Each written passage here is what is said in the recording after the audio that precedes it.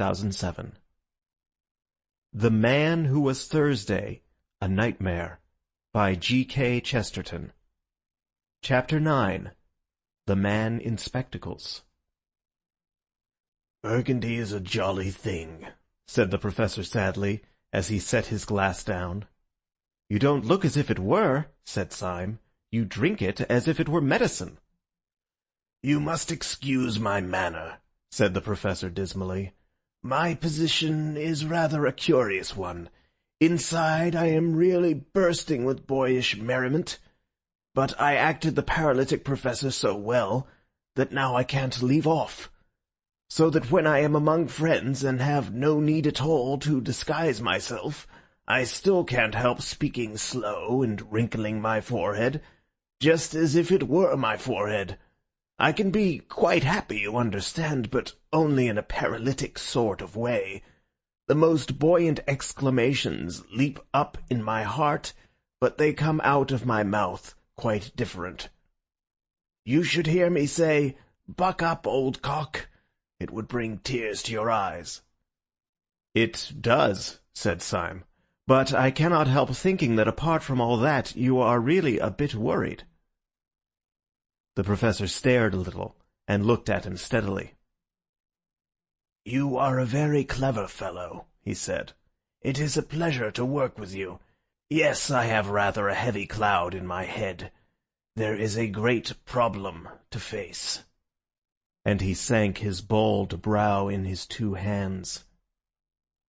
Then he said in a low voice, "Can you play the piano?"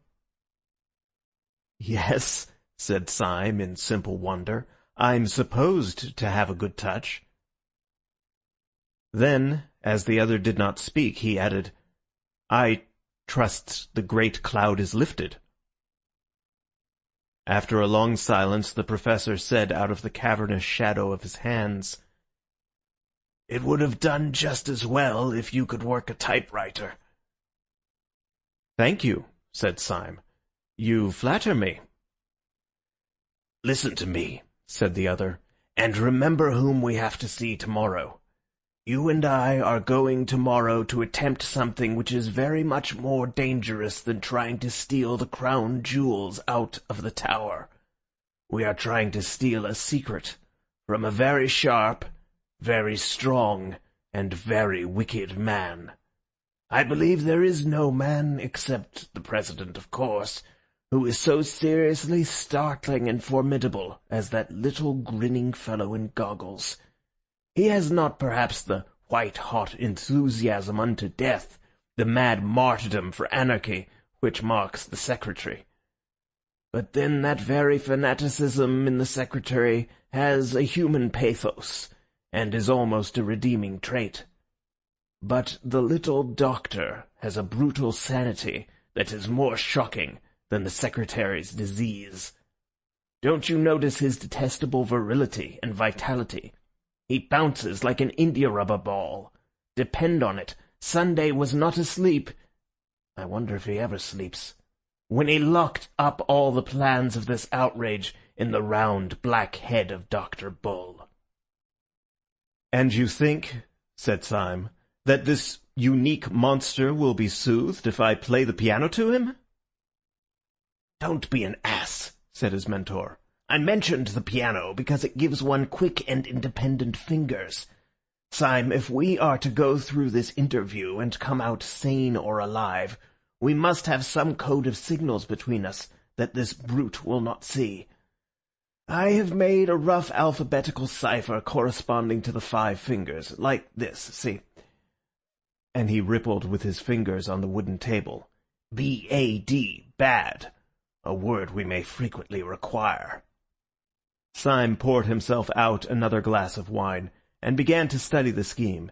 He was abnormally quick with his brains at puzzles, and with his hands at conjuring, and it did not take him long to learn how he might convey simple messages by what would seem to be idle taps upon a table or knee. But wine and companionship had always the effect of inspiring him to a farcical ingenuity, and the professor soon found himself struggling with the too vast energy of the new language, as it passed through the heated brain of Syme. "We must have several word signs," said Syme seriously. "Words that we are likely to want, fine shades of meaning. My favourite word is coeval. What's yours?" "Do stop playing the goat," said the Professor plaintively. "You don't know how serious this is." "Lush, too," said Syme, shaking his head sagaciously. "We must have lush. Word applied to grass, don't you know?" "Do you imagine," asked the Professor furiously, "that we are going to talk to Dr. Bull about grass?" "There are several ways in which the subject could be approached," said Syme reflectively, "and the word introduced without appearing forced. We might say, 'Dr. Bull, as a revolutionist, you remember that a tyrant once advised us to eat grass, and indeed many of us, looking on the fresh, lush grass of summer—'" "Do you understand," said the other, "that this is a tragedy?" "Perfectly," replied Syme. "Always be comic in a tragedy. What the deuce else can you do? I wish this language of yours had a wider scope. I suppose we could not extend it from the fingers to the toes. That would involve pulling off our boots and socks during the conversation, which, however unobtrusively performed—" "Syme," said his friend with a stern simplicity, "go to bed." Syme, however, sat up in bed for a considerable time mastering the new code. He was awakened next morning while the east was still sealed with darkness, and found his grey-bearded ally standing like a ghost beside his bed. Syme sat up in bed blinking, then slowly collected his thoughts, threw off the bedclothes, and stood up. It seemed to him in some curious way that all the safety and sociability of the night before fell with the bedclothes off him, and he stood up in an air of cold danger. He still felt an entire trust and loyalty towards his companion, but it was the trust between two men going to the scaffold. "Well," said Syme with a forced cheerfulness as he pulled on his trousers, "I dreamt of that alphabet of yours. Did it take you long to make it up?" The Professor made no answer, but gazed in front of him with eyes the colour of a wintry sea. So Syme repeated his question. "I say, did it take you long to invent all this? I'm considered good at these things, and it was a good hour's grind. Did you learn it all on the spot?" The Professor was silent. His eyes were wide open, and he wore a fixed but very small smile. "How long did it take you?" The Professor did not move. "Confound you, can't you answer?" called out Syme, in a sudden anger that had something like fear underneath. Whether or no the Professor could answer, he did not. Syme stood staring back at the stiff face like parchment and the blank blue eyes. His first thought was that the Professor had gone mad, but his second thought was more frightful. After all, what did he know about this queer creature whom he had heedlessly accepted as a friend? What did he know except that the man had been at the anarchist breakfast and had told him a ridiculous tale? How improbable it was that there should be another friend there beside Gogol. Was this man's silence a sensational way of declaring war? Was this adamantine stare, after all, only the awful sneer of some threefold traitor who had turned for the last time? He stood and strained his ears in this heartless silence. He almost fancied he could hear dynamiters come to capture him, shifting softly in the corridor outside. Then his eye strayed downwards, and he burst out laughing, though the Professor himself stood there as voiceless as a statue. His 5 dumb fingers were dancing alive upon the dead table. Syme watched the twinkling movements of the talking hand, and read clearly the message, "I will only talk like this. We must get used to it." He rapped out the answer with the impatience of relief. "All right, let's get out to breakfast." They took their hats and sticks in silence, but as Syme took his sword stick, he held it hard. They paused for a few minutes only to stuff down coffee and coarse, thick sandwiches at a coffee stall, and then made their way across the river, which under the grey and growing light looked as desolate as Acheron. They reached the bottom of the huge block of buildings which they had seen from across the river, and began in silence to mount the naked and numberless stone steps, only pausing now and then to make short remarks on the rail of the banisters. At about every other flight they passed a window. Each window showed them a pale and tragic dawn lifting itself laboriously over London. From each the innumerable roofs of slate looked like the leaden surges of a grey, troubled sea after rain. Syme was increasingly conscious that his new adventure had somehow a quality of cold sanity worse than the wild adventures of the past. Last night, for instance, the tall tenements had seemed to him like a tower in a dream. As he now went up the weary and perpetual steps, he was daunted and bewildered by their almost infinite series. But it was not the hot horror of a dream, or of anything that might be exaggeration or delusion. Their infinity was more like the empty infinity of arithmetic, something unthinkable yet necessary to thought. Or it was like the stunning statements of astronomy about the distance of the fixed stars. He was ascending the house of reason, a thing more hideous than unreason itself. By the time they reached Dr. Bull's landing, a last window showed them a harsh white dawn, edged with banks of a kind of coarse red, more like red clay than red cloud, and when they entered Dr. Bull's bare garret, it was full of light. Syme had been haunted by a half-historic memory in connection with these empty rooms and that austere daybreak. The moment he saw the garret and Dr. Bull sitting writing at a table, he remembered what the memory was: the French Revolution. There should have been the black outline of a guillotine against that heavy red and white of the morning. Dr. Bull was in his white shirt and black breeches only. His cropped, dark head might well have just come out of its wig. He might have been Marat or a more slipshod Robespierre. Yet when he was seen properly, the French fancy fell away. The Jacobins were idealists. There was about this man a murderous materialism. His position gave him a somewhat new appearance.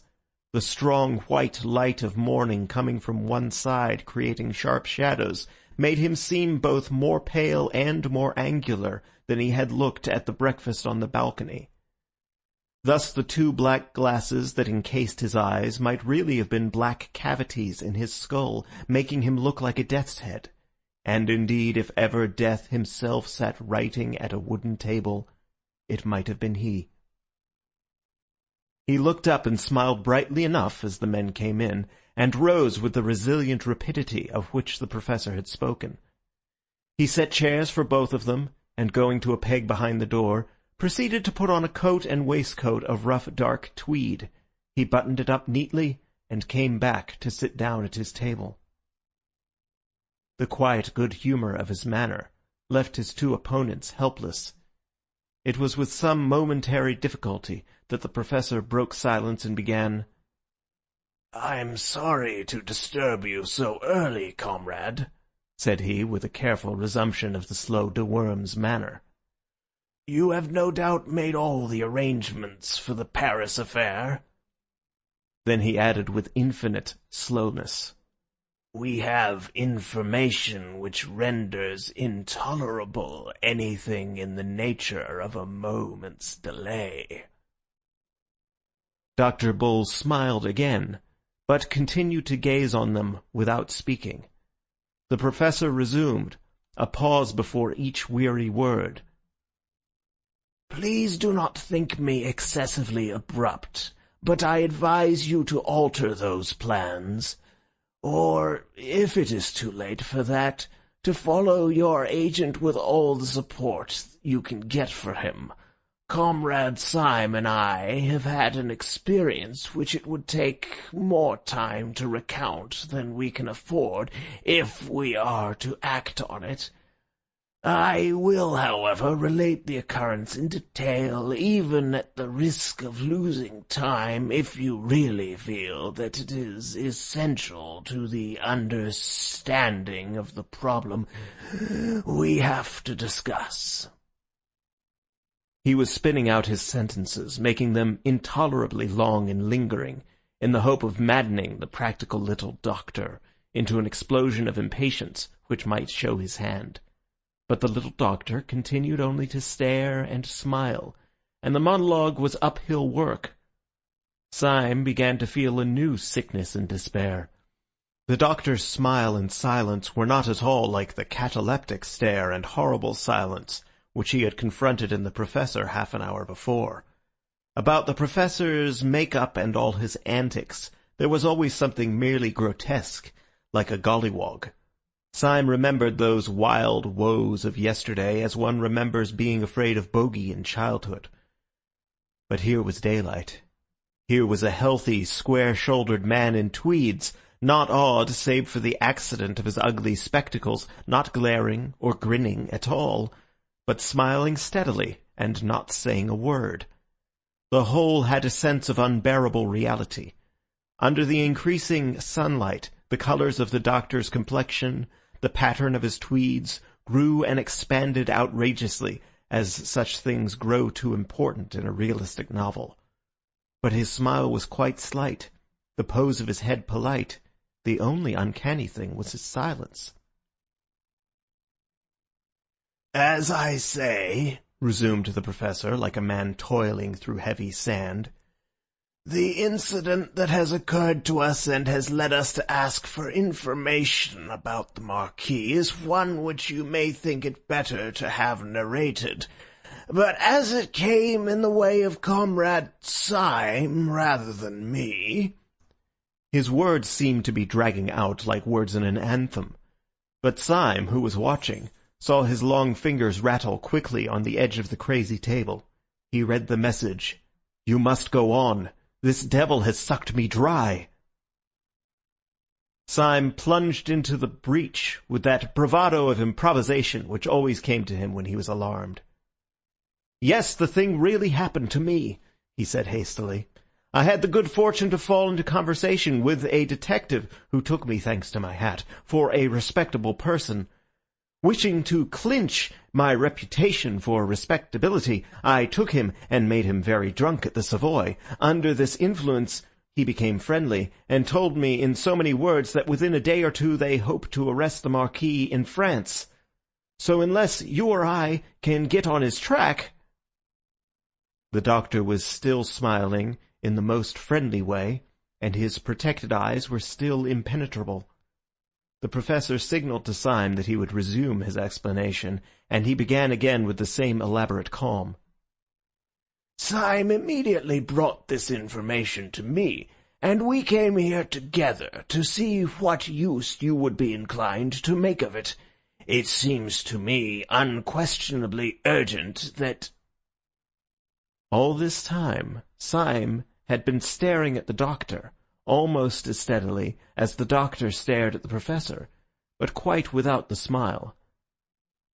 The nerves of both comrades in arms were near snapping under that strain of motionless amiability, when Syme suddenly leant forward and idly tapped the edge of the table. His message to his ally ran, "I have an intuition." The professor, with scarcely a pause in his monologue, signalled back, "Then sit on it." Syme telegraphed, "It is quite extraordinary." The other answered, "Extraordinary rot." Syme said, "I am a poet." The other retorted, "You are a dead man." Syme had gone quite red up to his yellow hair, and his eyes were burning feverishly. As he said, he had an intuition, and it had risen to a sort of light-headed certainty. Resuming his symbolic taps, he signalled to his friend, "You scarcely realize how poetic my intuition is. It has that sudden quality we sometimes feel in the coming of spring." He then studied the answer on his friend's fingers. The answer was, "Go to hell." The professor then resumed his merely verbal monologue addressed to the doctor. "Perhaps I should rather say," said Syme on his fingers, "that it resembles that sudden smell of the sea which may be found in the heart of lush woods." His companion disdained to reply. "Or yet again," tapped Syme, "it is positive, as is the passionate red hair of a beautiful woman." The professor was continuing his speech, but in the middle of it Syme decided to act. He leant across the table and said in a voice that could not be neglected, "Dr. Bull!" The doctor's sleek and smiling head did not move, but they could have sworn that under his dark glasses his eyes darted towards Syme. "Dr. Bull," said Syme, in a voice peculiarly precise and courteous, "would you do me a small favour? Would you be so kind as to take off your spectacles?"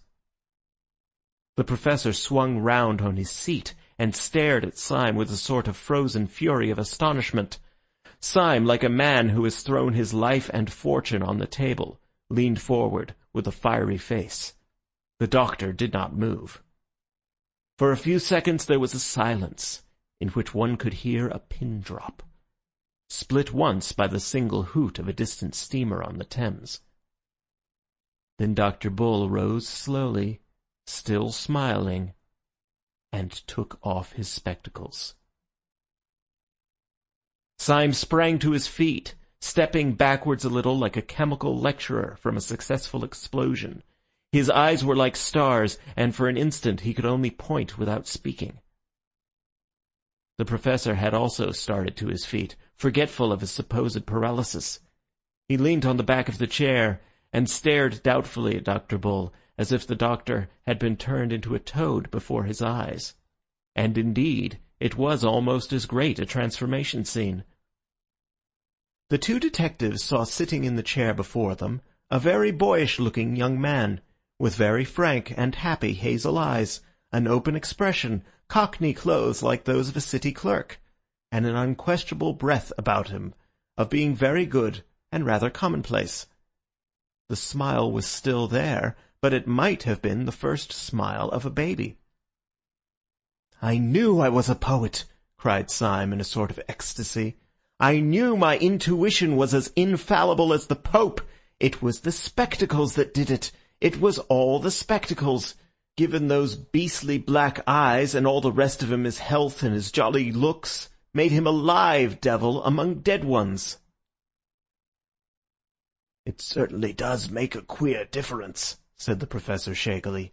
"But as regards the project of Dr. Bull—" "Project be damned!" roared Syme, beside himself. "Look at him! Look at his face! Look at his collar! Look at his blessed boots!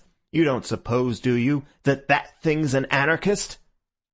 "Syme!" cried the other in an apprehensive agony. "Why, by God," said Syme, "I'll take the risk of that myself. Dr. Bull, I am a police officer. There's my card!" And he flung down the blue card upon the table. The professor still feared that all was lost, but he was loyal. He pulled out his own official card and put it beside his friend's. Then the third man burst out laughing, and for the first time that morning they heard his voice. "I'm awfully glad you chaps have come so early," he said, with a sort of schoolboy flippancy, "for we can all start for France together. Yes, I'm in the force right enough." And he flicked a blue card towards them lightly, as a matter of form. Clapping a brisk bowler on his head and resuming his goblin glasses, the doctor moved so quickly towards the door that the others instinctively followed him. Syme seemed a little distrait, and as he passed under the doorway he suddenly struck his stick on the stone passage so that it rang. "But Lord God Almighty!" he cried out. "If this is all right, there were more damned detectives than there were damned dynamiters at the damned council!" "We might have fought easily," said Bull. "We were 4 against 3. The professor was descending the stairs, but his voice came up from below. "No," said the voice. "We were not 4 against 3. We were not so lucky. We were 4 against 1. The others went down the stairs in silence. The young man called Bull, with an innocent courtesy characteristic of him, insisted on going last until they reached the street. But there his own robust rapidity asserted itself unconsciously, and he walked quickly on ahead towards a railway inquiry office, talking to the others over his shoulder. "It is jolly to get some pals," he said. "I've been half dead with the jumps, being quite alone. I nearly flung my arms round Gogol and embraced him, which would have been imprudent. I hope you won't despise me for having been in a blue funk." "All the blue devils in blue hell," said Syme, "contributed to my blue funk, but the worst devil was you and your infernal goggles." The young man laughed delightedly. "Wasn't it a rag?" he said. "Such a simple idea. Not my own. I haven't got the brains. You see, I wanted to go into the detective service, especially the anti-dynamite business. But for that purpose, they wanted someone to dress up as a dynamiter, and they all swore by blazes that I could never look like a dynamiter. They said my very walk was respectable, and that seen from behind I looked like the British Constitution. They said I looked too healthy and too optimistic and too reliable and benevolent. They called me all sorts of names at Scotland Yard. They said that if I had been a criminal, I might have made my fortune by looking so like an honest man. But as I had the misfortune to be an honest man, there was not even the remotest chance of my assisting them by ever looking like a criminal. But at last I was brought before some old josser who was high up in the force, and who seemed to have no end of a head on his shoulders. And there the others all talked hopelessly. One asked whether a bushy beard would hide my nice smile. Another said that if they blacked my face, I might look like a Negro anarchist. But this old chap chipped in with a most extraordinary remark. "A pair of smoked spectacles will do it," he said positively. "Look at him now. He looks like an angelic office boy. Put him on a pair of smoked spectacles, and children will scream at the sight of him." And so it was, by George. When once my eyes were covered, all the rest, smile and big shoulders and short hair, made me look like a perfect little devil. As I say, it was simple enough that when it was done, like miracles. But that wasn't the really miraculous part of it. There was one really staggering thing about the business, and my head still turns at it. "What was that?" asked Syme. "I'll tell you," answered the man in spectacles. "This big pot in the police, who sized me up so that he knew how the goggles would go with my hair and socks. By God, he never saw me at all." Syme's eyes suddenly flashed on him. "How was that?" he asked. "I thought you talked to him." "So I did," said Bull brightly. "But we talked in a pitch-dark room like a coal cellar. There, you would never have guessed that." "I could not have conceived it," said Syme gravely. "It is indeed a new idea," said the Professor. Their new ally was in practical matters a whirlwind. At the inquiry office he asked with businesslike brevity about the trains for Dover. Having got his information, he bundled the company into a cab and put them and himself inside a railway carriage before they had properly realized the breathless process. They were already on the Calais boat before conversation flowed freely. "I had already arranged," he explained, "to go to France for my lunch, but I am delighted to have someone to lunch with me. You see, I had to send that beast the marquis over with his bomb because the president had his eye on me, though God knows how. I'll tell you the story some day. It was perfectly choking. Whenever I tried to slip out of it, I saw the president somewhere, smiling out of the bow window of a club, or taking off his hat to me from the top of an omnibus. I tell you, you can say what you like. That fellow sold himself to the devil. He can be in 6 places at once." "So you sent the marquis off, I understand?" asked the Professor. "Was it long ago? Shall we be in time to catch him?" "Yes," answered the new guide. "I've timed it all. He'll still be at Calais when we arrive." "But when we do catch him at Calais," said the Professor, "what are we going to do?" At this question, the countenance of Dr. Bull fell for the first time.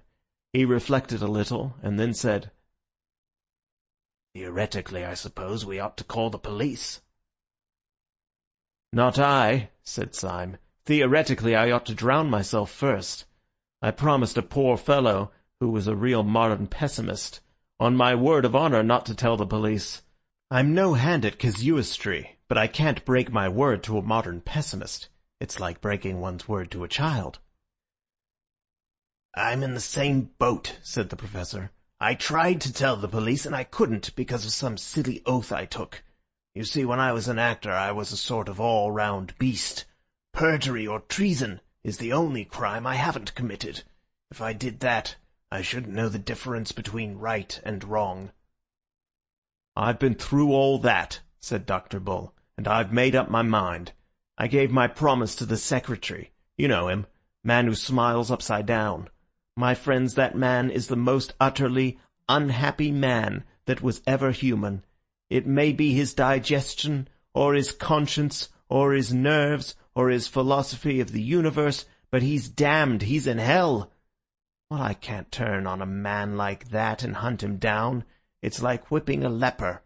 I may be mad, but that's how I feel, and there's jolly well the end of it." "I don't think you're mad," said Syme. "I knew you would decide like that when first you—" "Eh?" said Dr. Bull. "When first you took off your spectacles." Dr. Bull smiled a little, and strolled across the deck to look at the sunlit sea.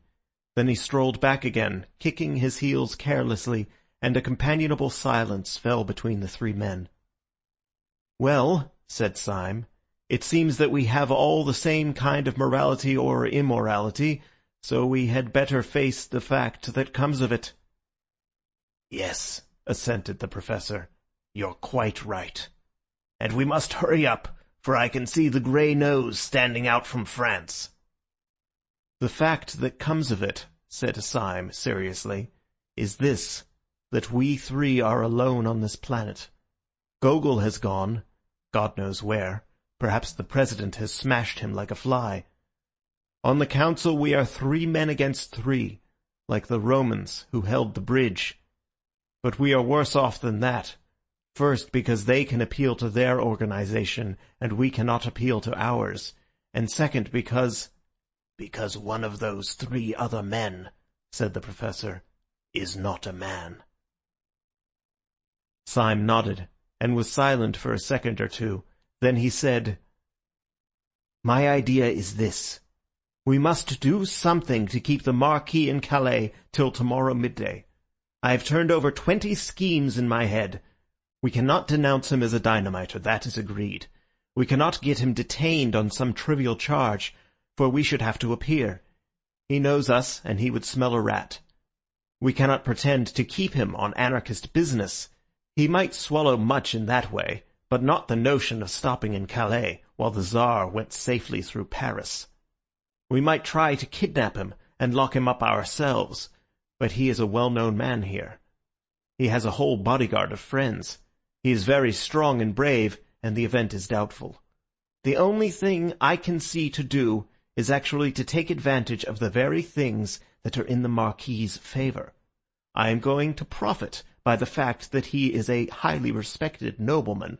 I am going to profit by the fact that he has many friends and moves in the best society." "What the devil are you talking about?" asked the Professor. "The Symes are first mentioned in the 14th century," said Syme, "but there is a tradition that one of them rode behind Bruce at Bannockburn. Since 1350 the tree is quite clear."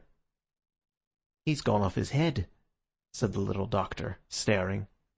"Our bearings," continued Syme calmly, "are argent a chevron gules charged with 3 cross-crotslets of the field. The motto varies." The Professor seized Syme roughly by the waistcoat. "We are just inshore," he said. "Are you seasick or joking in the wrong place?" "My remarks are almost painfully practical," answered Syme in an unhurried manner. "The house of Saint-Eustache is also very ancient. The Marquis cannot deny that he is a gentleman. He cannot deny that I am a gentleman. And in order to put the matter of my social position quite beyond a doubt, I propose at the earliest opportunity to knock his hat off. But here we are in the harbour." They went on shore under the strong sun in a sort of daze. Syme, who had now taken the lead as Bull had taken it in London, led them along a kind of marine parade until he came to some cafes embowered in a bulk of greenery and overlooking the sea. As he went before them, his step was slightly swaggering, and he swung his stick like a sword. He was making apparently for the extreme end of the line of cafes, but he stopped abruptly. With a sharp gesture, he motioned them to silence, but he pointed with one gloved finger to a cafe table under a bank of flowering foliage, at which sat the Marquis de Saint-Eustache, his teeth shining in his thick black beard, and his bold brown face shadowed by a light yellow straw hat and outlined against the violet sea. End of chapter 9.